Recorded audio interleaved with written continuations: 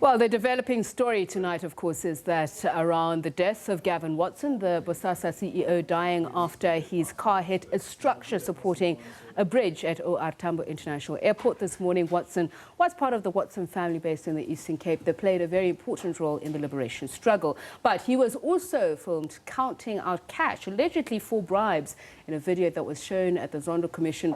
Chriselda Lewis was at OR Tambo early this morning. Chriselda, very good evening to you. So we broke the story. What tipped us off? Well, Sakina, we got a tip-off about an accident at OR Tambo International Airport, and there was a rumour that this was Gavin Watson. So we drove towards that direction, and by the time we arrived there, we'd already had confirmation that indeed it was him. We arrived just on that slip road heading into the international airport, and to a car that was a complete wreck. You could see that there was massive impact from the car hitting this pillar that holds up the bridge just as you enter OR Tambo International Airport. And you could see the impact of it on the basis of how damaged the car was on the front, as you can see on the visuals on our screen at the moment. And there were paramedics on the scene. This was at about 11 o'clock. We stayed there until about 11 o'clock. So this means that police and forensic pathologists had been combing the scene since 5 o'clock in the morning when the incident itself had occurred. Were there any indications if there were witnesses at the time of the accident? I know this is still the subject of a police investigation, but what do we know about the time when it happened and who could have possibly been there?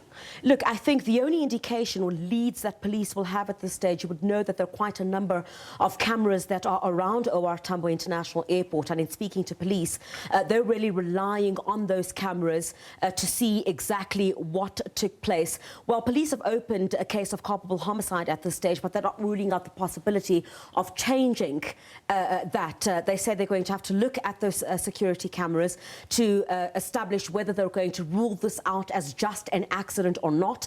Part of the questions that we asked to police is whether they're investigating any foul play at this stage. That will be indicated once the investigations continue and once, importantly, they look through those CCTV cameras, which will give a clear indication of how the car was travelling, how fast the car was travelling, and if anything could have seen him perhaps lose control, as according to what police are saying indicates in their preliminary investigation. So far, Chriselda, what we know, according to preliminary information, is that Gavin Watson was travelling on his own, on the road as well at that time. Absolutely. Police have confirmed he was travelling by himself heading to the airport, and you could see with the impact of this the damage on this vehicle here at Tsepiso is that the damage is in the majority towards on the driver's side.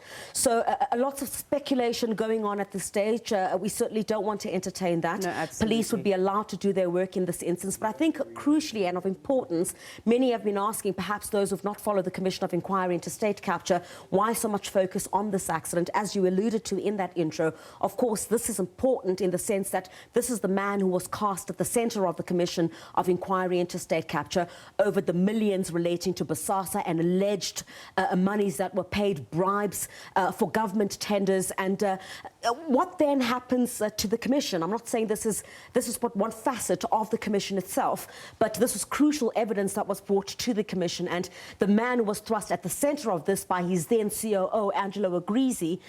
You saw the visuals that we put on screen of the counting that had taken place at the Commission of Inquiry into State Capture itself.